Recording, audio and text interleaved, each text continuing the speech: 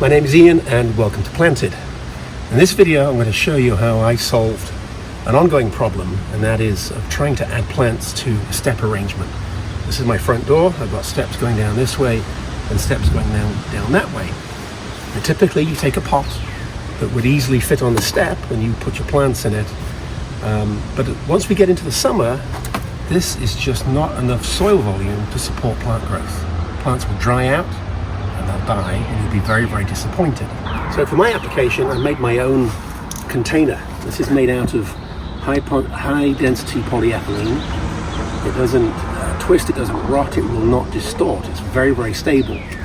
The container spans 2 steps, and that means that all of the growing mix inside here is contiguous. It's one volume of soil, which makes it much more stable and less likely for pockets of it to dry out. With this sizable container and a large volume of growing mix inside it, I can now choose some plants that are a little special. This plant's called Pandorea, and look at this beautiful pink flower. It's tropical, it does not live outside year-round here in Connecticut, but I was able to overwinter it in my greenhouse, and I can plant it in this environment already a good size. It's 3 meters, 10 feet tall, and it will go up the side of my door, across the top, and should be covered in beautiful pink flowers. Such is the volume of soil I have here, growing medium I have here. I've also added a white passion flower. So my expectation is that I'm going to get a very dense growth of foliage, peppered with pink and white flowers. This area gets very, very hot in the summer. It gets full sunshine from 11:30 on, right the way through until 5 or 6. So there's a lot of energy going to be directed at this plant, at this foliage. More energy, more growth, more flowers. This container is required to keep it hydrated, to keep it moist. Should it dry out, it would suffer greatly. But this solution, by spanning a step, means that you can grow large plants without taking up a huge amount of space. Here you can see the pot in all its glory, clearly spanning 2 steps. There's a templating process that ensures that you get this set up right, and that's the majority of this video. But look at this, we've already got new growth with flower buds initiated. This has been planted out now for 4 weeks in this location. That is the white passion flower, which will be intertwined with the structure of the Pandorea. And what I'm looking for through this summer is dense foliage and then dotted pink and white flowers. I have high expectations for this. I think it's going to be spectacular. If you get your measurements right, the pot should fit on any step arrangement. Here it gradually climbs the steps with a nice tight fitting all the way along. First step is to make a cardboard cutout template and decide on where it's going to go, and then you move that into a plywood template, being sure that it's true, level, square, and accurate. Time spent here is very important. Here is the final template. This is the step. This will be going up towards the door. And you can just see the volume that we have from here to here, which is 13.5 inches or thereabouts. But look at all this volume of soil. And this is the secret to making sure that the plant doesn't dry out. Don't be tempted to cut directly onto your sheet of high-density polyethylene. Drawing around the template really does give you a high degree of accuracy. You don't want to waste any of this material.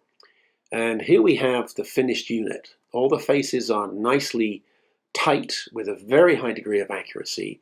It's very strong, it's very durable. Remember that there's a lot of growing mix going to go into here, and when that's properly watered, it will be heavy.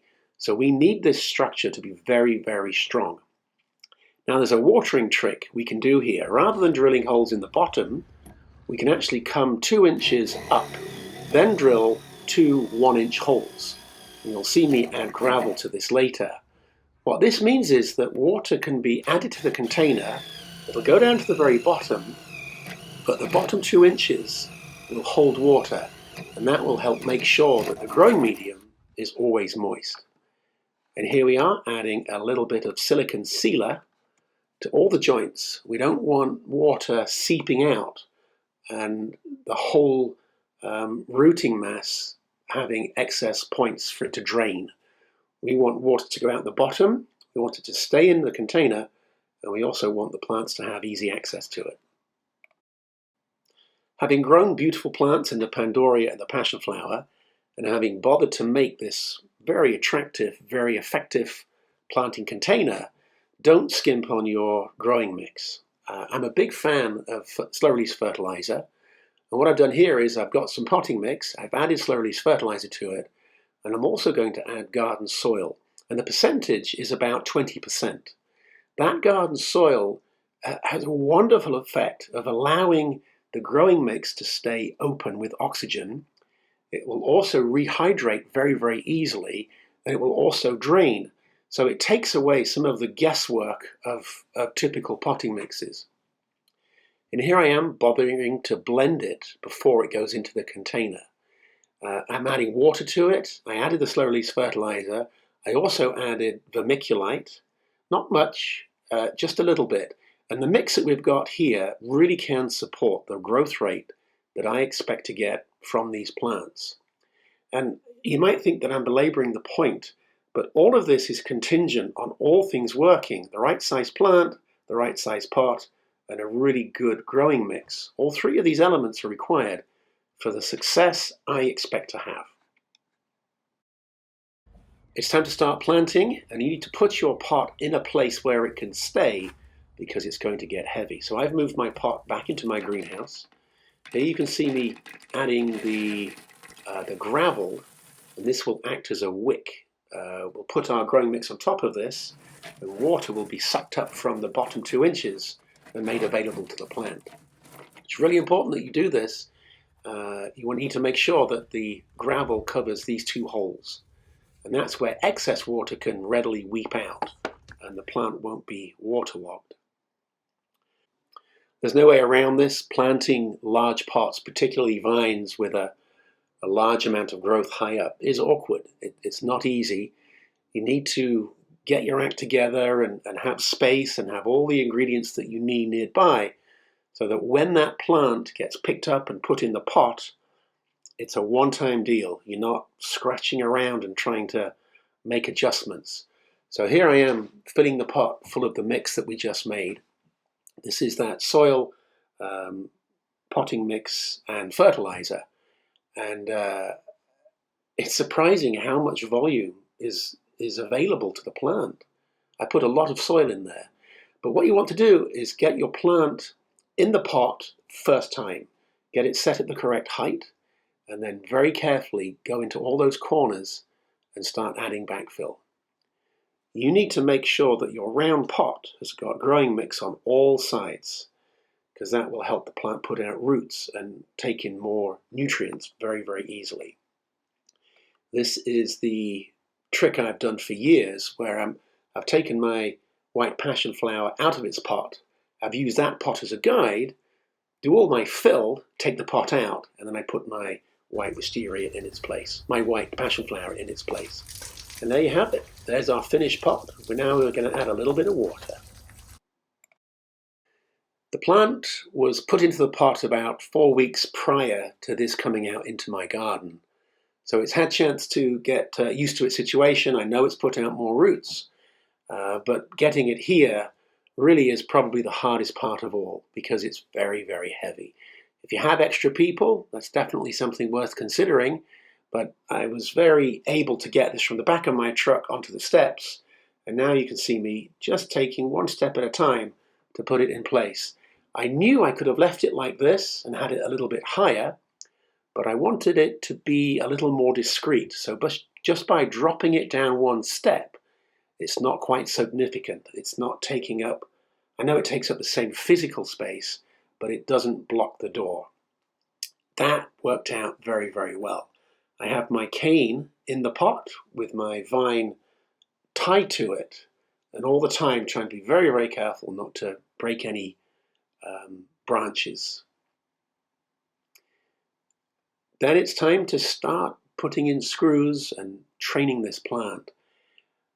Depending on how your plant grew, either in your greenhouse or at a nursery where you bought it from, you're going to find that all the foliage is twisted and turned to get sunlight in that location. The chances of you being able to fit it onto your side of your house, in my case, and have all those leaves turn exactly the right way is quite slim. So it might look a little bit twisted, it might look a little bit distorted. It does not matter. As new growth comes out, it's that new growth that will then turn to the sun, and the flowers will also turn to the sun.